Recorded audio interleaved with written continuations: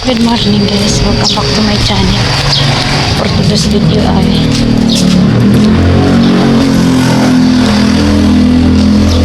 punta kami sa hinihingal ako. Punta kami sa Pure Gold bibili ng aking mga ingredients sa aking napakasarap at mabenta at blessing ng Lord yung mga candy ko. With ingredients with the apam. Hello to my vlog.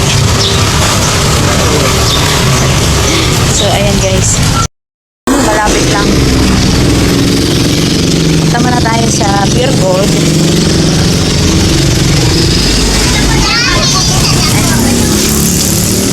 Punta muna tayo sa Pure Gold bago doon sa bilihan ng mga flour. So, ayan. Lakad-lakad lang tayo, guys. Lakad lang.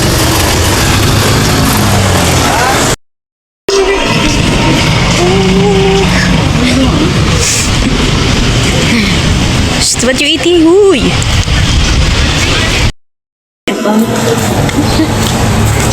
Itlog.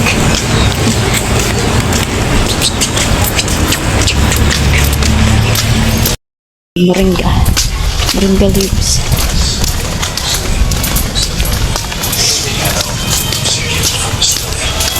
We're almost here in the house na guys. Anong house dito guys? Yan. Kami ayan na yung bahay. Dito na kami. Yung aking guys. Watermelon ay gumapang na. Ang dami kong kailangan ilipat ng mga paso kasi na ang aking kamatis at mamunga na yung aking talong.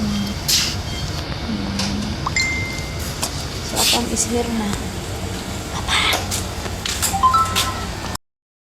So and guys, nakarating na kami at babalik na naman kami kasi bibili pa ako ng flour para sa ating pulpuron at lakad lang kami ni Kanu. Yun. At mukhang uulan na. So, yan. Keep on watching lang. Mamaya, chika-chika na lang tayo mga mi. You want to drink of this water or no? No. No. So yun guys, nandito na kami. Nakauwi na kami. At ang mga nabili natin ay nilagay ko na sa ref. Yung butter, powder milk, at flour, all-purpose flour, gatas. So, bumili din ako ito. So, ito yung mga binili ko. 1 kilo lang binili natin na kasi para 1 kilo ang ginagawa na natin. Dati half lang yun. Tapos, bumili ako ng ubi kasi para may bago namang flavor sa ating pastillas. Kahit hatiin ko. At yun lang mga miss. Araw-araw ang ginagawa natin isang ganito 300 grams.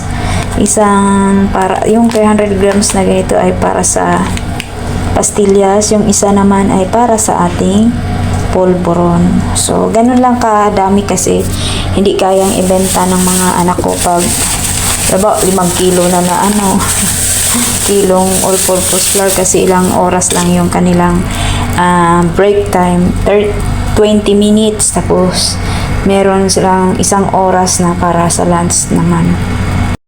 Guys, yung ating ganap for today's video. At teka lang, meron siyang kausap si Iskat. Ha? So, ayan lang guys yung ganap for natin for today's video. At ako ay magsimula na magluto kasi time check is almost 1 o'clock na. Kailangan ko lang simulan ang ating pulburon kasi nga sinasangag pa natin. So, palamigin ng konti, ilalagay sa chiller bago natin babalutin. So, ayan, maraming salamat at kagabi naggawa nga po ako. Inabot na ako ng gabi sa pagbalot kaya kanyang umaga nagising ako maaga para babalutin yung ibang natira. So, ayan. So, yan lang guys. So, ang gagawin ko ngayon, dalawang flavor ng ating pastillas. No? Yung isa classic, yung isa na may ubi. Tapos yung dalawang flavor naman yung ating polvoron. Minsan kasi sa isang araw, isang flavor lang ang ginagawa ko kasi nakakapagod din pag may time. Ano po. So, ayan lang. Salamat sa Lord at binigyan tayo ng lakas, wisdom, knowledge para tayo magpatuloy yung ating paninda. Yung mga anak ko binigyan ng lakas ng loob para makapagbenta din sila kasi kadalasan po ngayon sa mga bata, mahiya po sila. At salamat sa Lord, doon po. So, sama-sama, tulong-tulong para tayo magtagumpay. Yumaman, maranasan natin yung tagumpay dito, palang sa mundo, Kaya, salamat Lord, and simply lang po siya na blessing para sa amin, para sa iba, pero sa akin sobrang thankful po ako. Thank you kahit wala na po akong tindahan. So, ayan. God bless po everyone. See you in my next vlog and update po. Mga mi, pag nagawa po ako nito, talagang sinisiksik ko siya mga mi. Kasi nung ginawa ko to na hindi ba siya siksik ang pagkagawa nito, ay manipis ang gilid, walang laman, so kailangan mo siyang iganyan, may laman lahat para siksik at sulit naman yung kakainin ng ating customer. Kaya ang ginagawa ko, binubusog ko siya. Pag binubusog mo yung ating yung laman yan, hindi din siya basta-basta na hihiwalay. Ayun, kaya ilang mga may. So, ayan mga mi, ang ating classic, na polvoron for today.